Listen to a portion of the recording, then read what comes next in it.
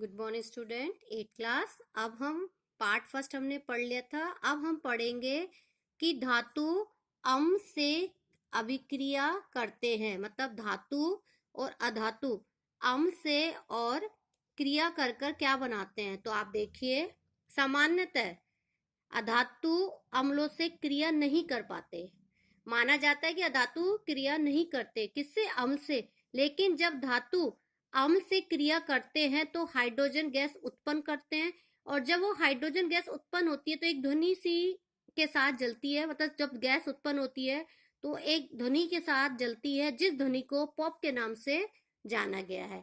तो ये था आपका धातु का अम्ल और अधातु का अम्ल से क्रिया। अब नेक्स्ट टॉपिक आता है क्षार से अभिक्रिया। क्षार मतलब वो होते हैं जिनमें OH आयन होता है। क्या होते हैं? जिनमें OH आयन होता है। और अम्ल क्या होते हैं? जिनमें H+ आयन होता है। यदि हम धातु और अधातु की क्षार से क्रिया कराते हैं, बेस से क्रिया कराते हैं, तो हमें क्या आंसर मिलता है? आप देखिए, कहता है कि सोडियम हाइड्रोक्साइड की अभिक्रिया पर धातु की सोडियम हाइड्रोक्साइड क्या है?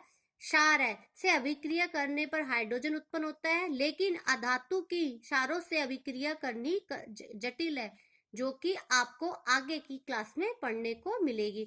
नेक्स्ट है विस्थापन अभिक्रिया। विस्थापन का मतलब हटाना। ऐसी अभिक्रिया है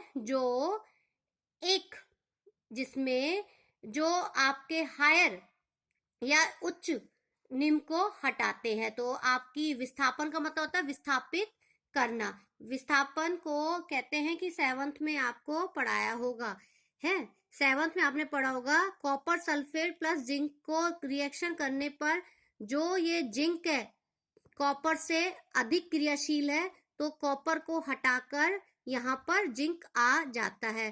तो माना जाता है कि विस्थापन अभिक्रिया वो अभिक्रिया कहलाती हैं जिनमें कम अभिक्रियाशील धातु किससे हट जाते हैं? अधिक अभिक्रियाशील धातु से हट जाते हैं। तो इसका डेफिनेशन आपको यहाँ मिलेगी। देखिए, एक अधिक अभिक्रियाशील धातु कम अभिक्रियाशील धातु को विस्थापित कर सकता है। मतलब अधिक वाला कम वाले को हटा देता है, परंतु कम अभिक्रियाशील धातु अधिक अभिक्रियाशील धातु को प्रतिस्थापित नहीं कर सकता। मतलब कहता है कि विस्थापन का मतलब है अधिक क्रियाशील, जो अधिक जल्दी से क्रिया करता है वो कम को हटा देता है। इसके सारे एग्जाम्पल मैं आपको नोट्स में दूंगी। तो विस्थापन अभिक्रिया मतलब वो अभिक्रिया है जिसमें अधिक अभिक्रियाशील कम अभिक्रियाशील को विस्थापित कर देता है। फिर नेक्स्ट आता है धातु और अधातुओं के प्रयोग। आपसे क्वेश्चन पूछा गया है कि धातुओं के अधातुओं के प्रयोग बताओ, तो आप कुछ भी लिख सकते हैं। यदि स्पेशली पूछा जाए धातुओं के या अधातुओं के, तो उनको अलग अलग आपको बताना पड़ेगा।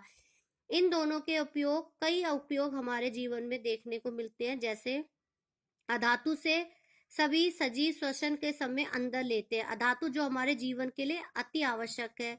अधातु का उपयोग आपके उर्वरकों के में पौधों के लिए करते हैं।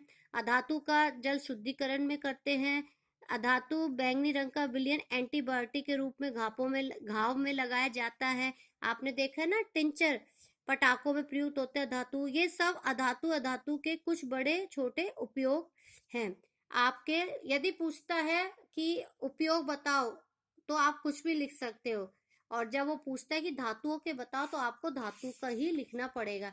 और ये सब बच्चे अपनी कॉपी में इन्हें करेंगे। अब नेक्स्ट आता है आपका, यहाँ पर ये खत्म होता है चैप्टर। ये आपके प्रमुख शब्द हैं, आपको लिखना आना चाहिए। और यहाँ पर आपका ये चैप्टर फिर खत्म होता है। तो आपको फिर मैं समझा रही हूँ। चैप्टर कहता है कि धातु और अधातु दोनों एक दूसरे के विपरीत होते हैं। धातु में चमक होती है, अधातु में चमक नहीं होती। धातु में साउंड होती है, अधातु में साउंड नहीं होता। धातु में मेलेबिलिटी होती है, अधात वर्धनता होती है और उसमें नहीं होती। धातु में तन्यता होती है, उसमें डक्टिलिटी नहीं होती। धातु सुचालक होते हैं और अधातु कुचालक होते हैं। फिर धातुओं की आपकी अभिक्रिया है, धातुओं की और अधातु की। फिर उसके बाद आती है विस्थापन अभिक्रिया। विस्थापन अभिक्रिया वो अभिक्रिया होती है जिसमें अधिक क्रियाशील कम क्रियाशील को हटा देते हैं। यहाँ पर आपका ये चैप्टर खत्म हुआ।